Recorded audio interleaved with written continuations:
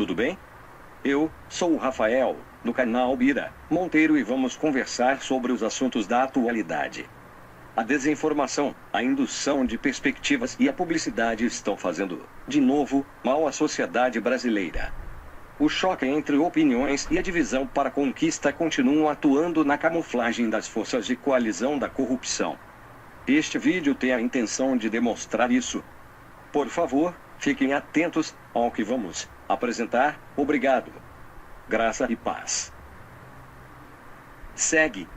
Agora as diversas considerações sobre a entrevista do condenado em terceira instância, Inácio, ex-presidente do Brasil, que por crimes de corrupção continua tentando corromper as pessoas e as instituições.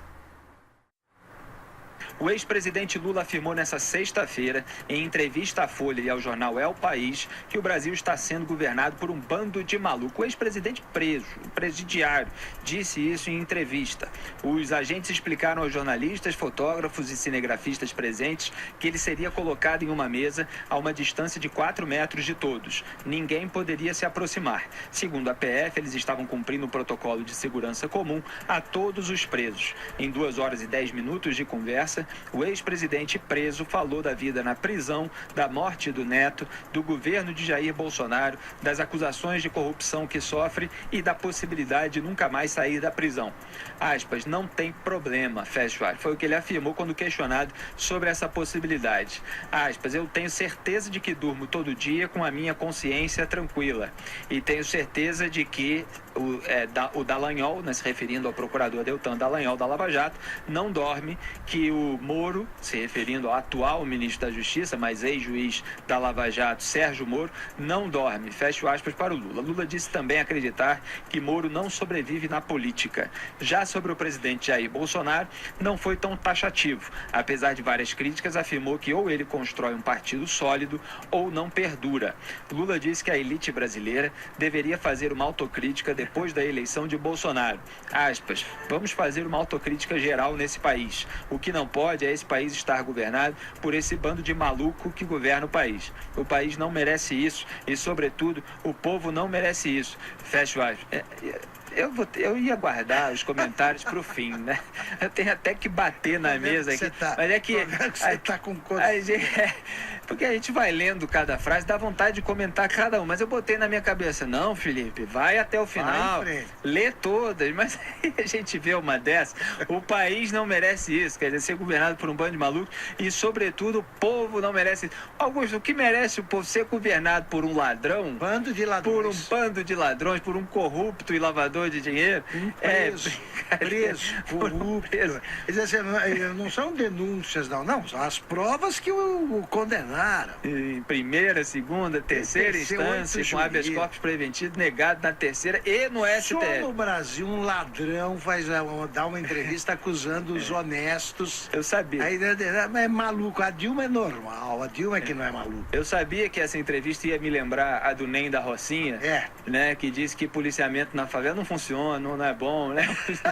A gente vê isso, né? Criminoso preso dizendo ladrão, que o policiamento não maluco, funciona. Não. Ex-presidente corrupto preso dizendo que o atual governo é um bando de maluco, essas coisas que acontecem no Brasil. E o Lula chorou quando falou da morte do neto Arthur, de 7 anos, vítima de uma bactéria há 1 mês. Lula disse ainda que, se sair da prisão, quer conversar com os militares para entender por que esse ódio ao PT, já que seu governo teria recuperado o orçamento das Forças Armadas. Disse que acompanha a briga de Bolsonaro com o vice-presidente, o general Hamilton Mourão, mas afirmou que era grato ao general pelo que ele fez na morte do meu neto, defender que ele fosse ao velório, né? Ao contrário do filho do Bolsonaro, ele se referia ao Eduardo, que afirmou no Twitter que Lula queria se vitimizar com a morte do menino. Questionado sobre Fernando Henrique Cardoso, do PSDB, disse que o ex-presidente poderia ter um papel de grandeza e mais respeitoso com ele mesmo, não comigo. Olha, o FHC foi muito brando no trato do Lula e mesmo assim o Lula está ingrato. O FHC foi criticado por todo mundo pela postura, sempre muito condescendente com o Lula. Eu mesmo lembrei de uma entrevista do FHC de anos antes dizendo que o José Dirceu não é bandido. Para você ver, ele ele melhorou um pouquinho, mas... Lamentou a prisão do Lula. Lamentou, que é triste, aqui, que é um episódio triste, aquela postura toda.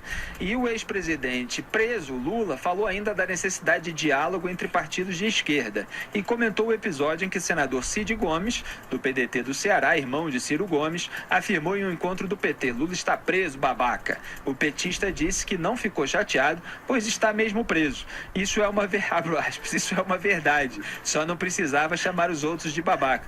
Fecho aspas, foi o que disse o Lula rindo. Pelo menos ele conserva algum humor, né? Mas evidentemente até o humor do Lula é um marketing político, né, Augusto Nunes? Sem a menor dúvida. Quer dizer, o Lula, quando ele fala do Fernando Henrique, ele confirma que no fundo ele gostaria de ter alguma coisa do Fernando Henrique. Por exemplo, saber falar português.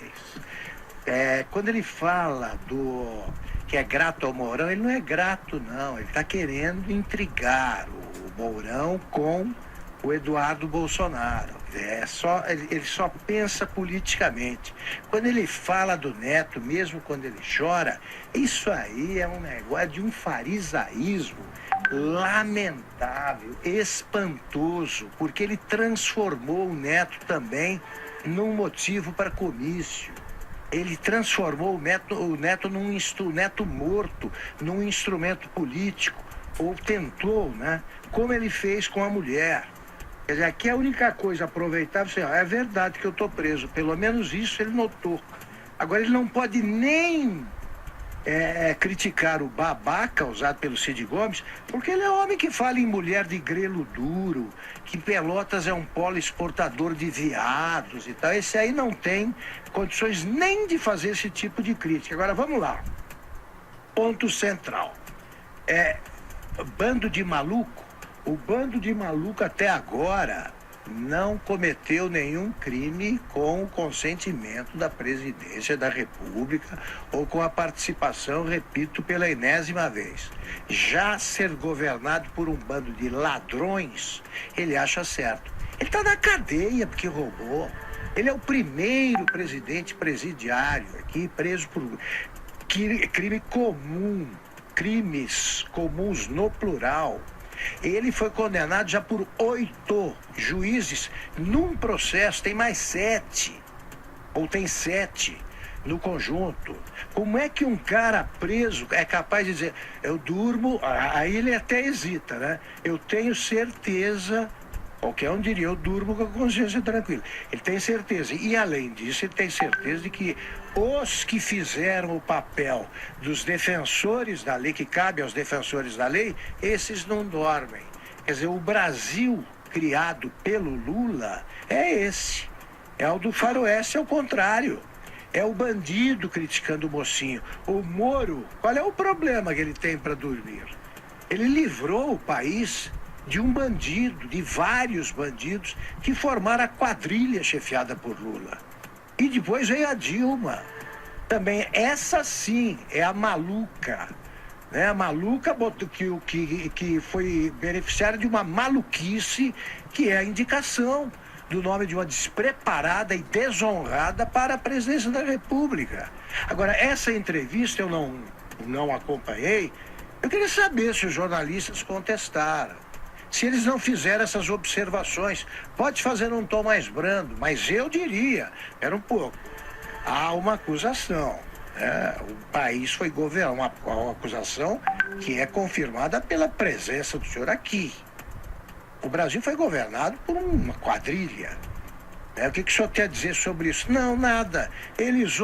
Os jornalistas ouvem isso com aquela cara de paisagem e publicam como se ele tivesse autoridade moral para falar de alguém estando na cadeia por ser corrupto e lavador de dinheiro. O ex-presidente Lula fala que estamos sendo governados por um bando de malucos. Na verdade, são pessoas corajosas, como o ministro Salles, que falou agora há pouco aqui, enfrentando corporações gigantescas, ralos do dinheiro público, em licenciamentos esquisitos e demorados demais, apresentando dificuldades para vender facilidades, com ONGs como Percevejos, sugando o sangue nosso de cada dia, né? São organizações não governamentais, mas que, na verdade, vivem do dinheiro público, ou seja, do governo, são governo. Apenas não precisam prestar contas como órgão público. E isso não é só no Ministério do Meio Ambiente. Todos os ministérios têm as ONGs e os CIPs, né, incrustadas ali, levando dinheiro público, e isso acabou criando uma rede que os loucos, segundo Lula, têm agora a coragem de desgrudar do governo. Isso em si já é uma demonstração de coragem, e é isso mesmo, em muitos lugares a coragem parece mesmo loucura. O ex-presidente está fora da realidade, ele já está preso há muito tempo, ele não tem nenhuma condição de avaliar o governo Bolsonaro e muito menos a família Bolsonaro. Não tem condições. Não adianta ter um governo certinho, bonitinho politicamente, negociando com maioria no Congresso Nacional e vendendo a alma e saindo do Palácio do Planalto, da presidência da República, para a cadeia, como aconteceu com ele, e pode acontecer com outros presidentes, né? Isso não adianta. Folha e El País entrevistaram Lula. Um aperitivo dessa primeira entrevista do ex-presidente petista na prisão foi servido pela repórter Mônica Bergamo. Revela que o encarceramento de mais de um ano não propiciou nenhum ensinamento à divindade do PT. Pior, o isolamento provocou em Lula um surto de amnésia. O presidiário declarou que o Brasil é governado por um bando de maluco e sugeriu que depois da eleição de Jair Bolsonaro a elite brasileira deveria fazer uma autocrítica. As declarações soaram incompletas e cínicas. No pedaço da entrevista em que soou pela metade, Lula declarou que o país está submetido a um bando de maluco. E esqueceu de lembrar, ou lembrou de esquecer, que a maluquice resultou de uma reação da sociedade brasileira contra o bando de ladrões que a Lava Jato identificou nas administrações petistas. Ainda não inventaram remédio melhor do que o voto contra doidos e larápios no poder. No trecho em que se deixou levar pelo cinismo, Lula receitou autocrítica aos outros, mas se absteve de fazer a sua própria autoanálise. Suspeita-se que o banheiro da cela especial de Curitiba não tenha um espelho. Do contrário, o preso já teria enxergado no seu reflexo o semblante de um culpado. Foi com o beneplácito de Lula que o PT tornou-se uma máquina coletora de propinas. Foi com o apoio de Lula que Dilma mergulhou o país na pior recessão de sua história. Foi surfando a onda do antipetismo que Bolsonaro chegou ao Planalto. O eleitor de Bolsonaro sempre poderá fazer uma autocrítica. Muitos até já fizeram. Lula não pode mais desfrutar desse privilégio. Seu caso já não é de autocrítica, mas de autópsia. Boa noite. Para a gente finalizar essa edição aqui do Bira Monteiro, eu tenho duas considerações a fazer. A primeira consideração é a seguinte: dentro da sua autocrítica, o ex-presidente e atual presidiário que está preso, babaca, Luiz Inácio Lula da Silva, ele faz uma alusão a que há necessidade que a sociedade faça uma autocrítica para avaliar que o país está entregue às pessoas inadequadas. Pessoas essas que estão fazendo um trabalho magnífico e que só imbecis e idiotas de ideologia, eu estou perdendo a paciência já com esse povo já, que vem falando que não está sendo feito. É claro, muita gente foi embora para casa, muita gente perdeu a merenda, é a chamada bancada da chupeta, né? Inclusive o próprio partido tirou algumas senadoras ali, os senadores, ou deputados federais, das fases atuais da Previdência, porque estão vendo que estão perdendo muito espaço, inclusive na opinião pública, que é a minha opinião, é a sua opinião, a nossa opinião. Essa autocrítica, ela está cifrada com a seguinte palavra: a elite brasileira deve fazer sua autocrítica. Aí eu me pergunto, será essa elite brasileira que ele está falando, aqueles que ganhavam propina deles? Só que, meu irmão, quando a casa cai, todo mundo esquece, porque ninguém quer saber de filho feio, não. Entendeu? Então, para mim, senhor Inácio, né? Inácio, o senhor está sozinho, até o seu partido já lhe esqueceu. Até o seu grande Palocci já lhe deu as costas. Resta o senhor chorar bastante. Chorar porque durante muito tempo o senhor foi orgulhoso, mentiroso e ladrão. E agora o senhor vai pagar tudo porque a justiça está aí. Quanto ao Moro, nosso ministro Sérgio Moro, excelentíssimo senhor ministro Sérgio Moro, ele dorme bem, graças a Deus.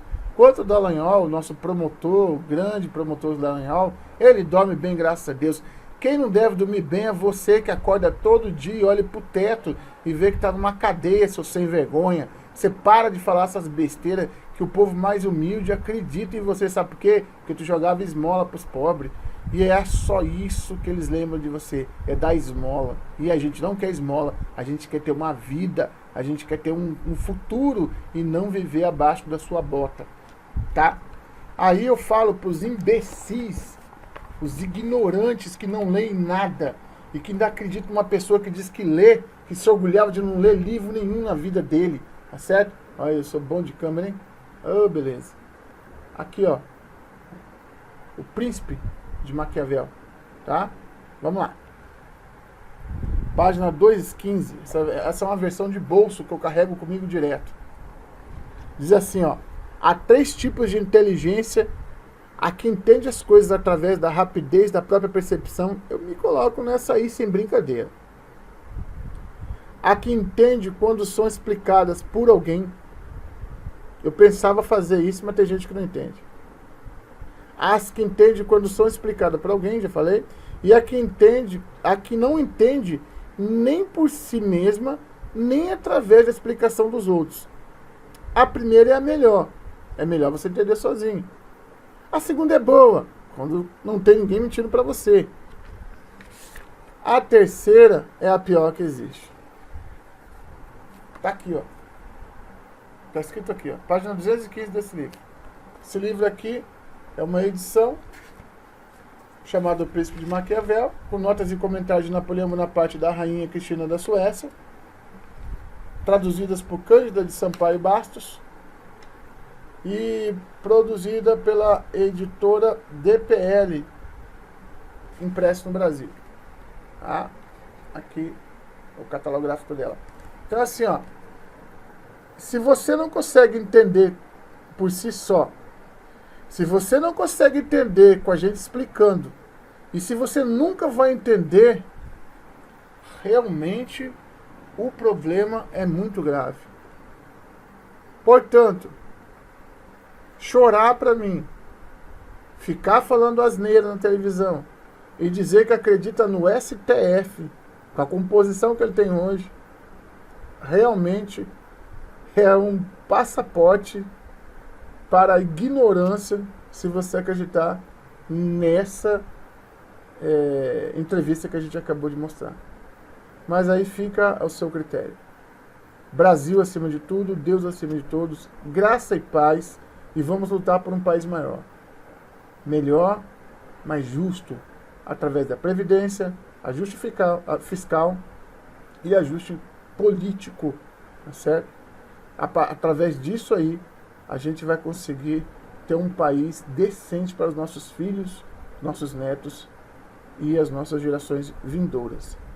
Uma boa tarde para vocês. Aí, gente.